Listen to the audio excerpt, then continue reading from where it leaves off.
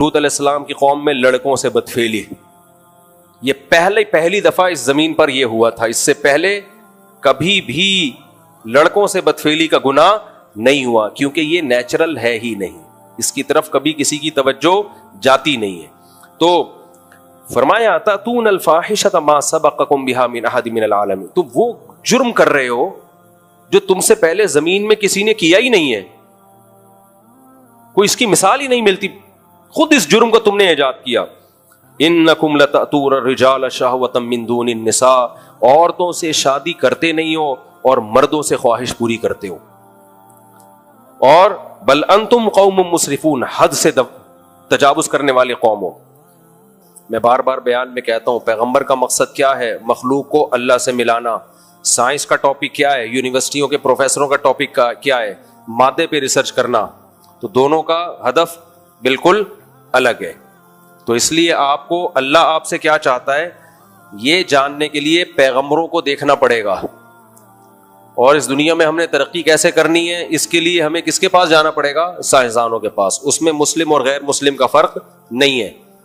تو نوح علیہ السلام کو اللہ نے بھیجا، قوم مادہ پرستی میں لگی ہوئی تھی. یہ سائنسی ترقی آج سے نہیں ہے، خوب سمجھ لو. جس دن آدم علیہ السلام دنیا میں آئے ہیں نا، اسی دن سے سائنس نے ترقی کرنا شروع کر دی ہے. تو یہ کوئی اچھمبے کی بات نہیں ہے کہ آج بہت ترقی ہوئی ہے، یہ اچانک نہیں ہو گئی ہے، یہ پہلے دن سے شروع ہے.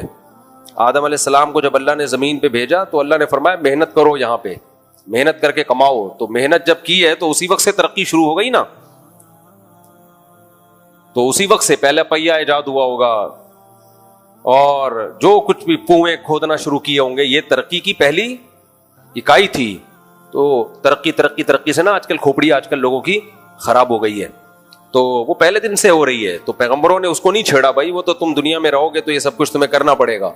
پیغمبروں کا مقصد ہے کہ جس کام کے لیے تمہیں بھیجا گیا ہے اس کو فوکس کرو، اس کو بھی فوکس کرو. تو اس لیے نوح علیہ السلام نے اپنی قوم سے کہا اے میری قوم اللہ کی عبادت کرو، اللہ کے سوا کوئی عبادت کے لائق نہیں ہے، اس رب کی عبادت کرو. اگر نہیں کرو گے تو کیا ہوگا؟ انی اخاف علیکم عذاب یوم عظیم، میں بہت بڑے دن کے عذاب کا تم پہ خوف رکھتا ہوں. یہ تمہاری تمام تر ترقیوں سمیت اللہ تمہیں تباہ نہ کر دے. قال الملأ الذین من قومہ، قوم کے بڑے بڑے لوگ کہنے لگے. ہمیشہ یہ بڑے بڑے لوگ ہی مخالفت کرتے ہیں، چھوٹے چھوٹے لوگ مخالفت نہیں کرتے. آپ دیکھ لینا قرآن میں جو قوم کے بڑے بڑے وڈیرے اور اونچے طبقے کے لوگ تھے وہ کہنے لگے انا لنراک فی ضلال مبین، اے نوح ہم تجھے کھلی گمراہی میں دیکھتے ہیں، تو غلط ہے ہم صحیح ہیں. قال یا قوم لیس بی ضلالہ، اے میری قوم گمراہی میرے ساتھ نہیں ہے، ولکنی رسول من رب العالمین، میں اللہ کا بھیجا ہوا پیغمبر ہوں، اس لیے عام روٹین سے ہٹ کے باتیں کر رہا ہوں. انسان جو باتیں کرتا ہے وہ صرف خواہشات کی بات کرتا ہے، خدا جو بات کرے گا وہ اس میں خواہشات کا دخل نہیں ہوگا. اس لیے تمہیں لگ رہا ہے کہ میں عجیب عجیب باتیں کر رہا ہوں کیونکہ میں خدا کا پیغمبر ہوں. تو اس کو دیوانگی یا گمراہی سے تعبیر مت کرو. ابلغکم رسالات ربی، میرا کام ہے رب کا پیغام تمہیں پہنچا دینا. وانصح لکم، میں تمہارا خیر خواہ ہوں، تمہارے فائدے کے لیے باتیں کر رہا ہوں. وعلم من اللہ ما لا تعلمون اوعجبتم ان جاءکم ذکر من ربکم علی رجل منکم. قوم نے جواب میں کہا پھر اللہ نے آپ کو کیوں منتخب کیا؟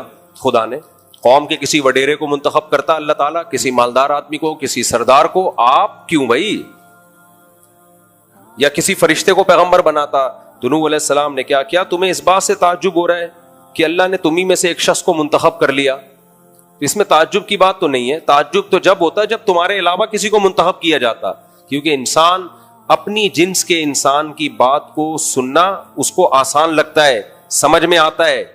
فرشتہ آ کے سمجھاتا کیا سمجھ میں آتا؟ اور فرشتوں کو تو وہ ضرورت ہی نہیں ہے جو انسانوں کو ہے. پیغمبر تو تمہارے درمیان ہیں، ان کو بھی بھوک لگتی ہے، ان کو بھی وہی ضرورتیں ہیں. وہ دین پر چل کے دکھائیں گے تو تم کہو کہ جب یہ چل سکتے ہیں تو ہم کیوں نہیں چل سکتے؟ تو تمہیں اس بات سے تعجب ہو رہا ہے. لِيُنذِرَكُمْ وَلِتَتَّقُوا وَلَعَلَّكُمْ تُرْحَمُونَ. قرآن کہہ رہے فَكَذَّبُوهُ، نہ مانے، انکار کیا. فَأَنْجَيْنَاهُ وَالَّذِينَ مَعَهُ فِي الْفُلْكِ، ہم نے نوح کو اور ان کے ساتھیوں کو کشتی میں سوار کر کے بچا لیا. وَأَغْرَقْنَا الَّذِينَ كَذَّبُوا بِآيَاتِنَا، جو ہماری آیات کا انکار کیا کرتے تھے، کہتے تھے خدا نے کچھ نازل نہیں کیا، ہم نے ان سب کو غرق کر دیا. انہم کانوا قوما عمین. بیٹا بیٹھ جاؤ آرام سے ایک جگہ, آپ لوگ بہت زیادہ ہل رہے ہو. انہم کانوا قوما عمین, یہ لوگ اندھے لوگ تھے. یہ کیسے لوگ تھے؟ اندھے, حالانکہ آنکھیں تھی ان کی. اندھے کا مطلب کیا؟ اپنی مادی چیزیں اور عیاشی کی چیزیں سمجھ میں آ رہی تھیں, اور 950 سال نوح علیہ السلام نے سمجھایا اللہ کا پیغام, وہ ان کی سمجھ میں نہیں آیا. اللہ کہہ رہے اندھے لوگ تھے, تباہ کر دیا. آگے اللہ فرماتے ہیں وَإِلَىٰ عَادٍ أَخَاهُمْ هُودًا. پھر نوح علیہ السلام کی نسل چلتی رہی جو بچ گئے تھے ان کی. پھر قوم عاد آئی. اللہ نے قوم عاد, یہ بڑی طاقتور قوم تھی, اللہ نے ان کی طرف حضرت ہود علیہ السلام کو بھیجا. قال الملأ الذین کفروا. ہود علیہ السلام نے کیا کہا؟ اعبدوا اللہ, اللہ کی عبادت کرو, کوئی خدا کے سوا معبود نہیں ہے, تم ڈرتے کیوں نہیں ہو اس اللہ سے؟ قال الملأ الذین کفروا من قومہ. جو بڑے لوگ تھے نا, بھائی بیٹھ جاؤ بیٹا آرام سے, شاباش.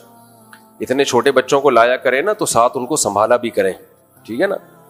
قال الملأ الذین کفروا من قومہ. تو قوم کے جو بڑے سردار ہیں انہوں نے وہی آ گئے مقابلے میں. یہ بڑے سردار کیوں؟ پیٹ بھرے ہوئے تھے. جب پیٹ بھرا ہوا ہوتا ہے تو صحیح بات سمجھ میں نہیں آتی. آج کل مغربی دنیا کا, انگریزوں کا پیٹ کیا ہے؟ بھرا ہوا ہے. لہذا ان میں جو اسلام دشمن ہے ان کو سمجھ میں بات نہیں آ رہی. اسرائیل کا پیٹ بھرا ہوا ہے, ان کو بات سمجھ میں نہیں آ رہی. تو توند بھرنا ایک بڑا مسئلہ بن جاتا ہے بعض دفعہ. بہت کم لوگ ہوتے ہیں سلیمان علیہ السلام کی طرح جن کو دنیا کی نعمتیں ملیں پھر بھی اللہ سے تعلق رہے.